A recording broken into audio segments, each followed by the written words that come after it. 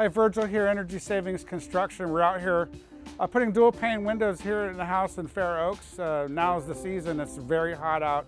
We're looking for energy efficiency, and these have triple OE glazing in them, argon gas in between the panes, just the most efficient windows you can get. The first step in the window installation process for us is to make sure we have the right size window in the opening.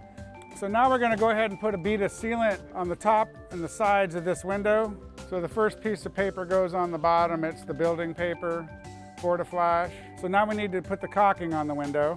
And this is an extra step we take to make darn sure this window's not going to leak. Yeah, this is what we're looking for, is a nice bead that's popping through these holes here to make sure we have a good seal.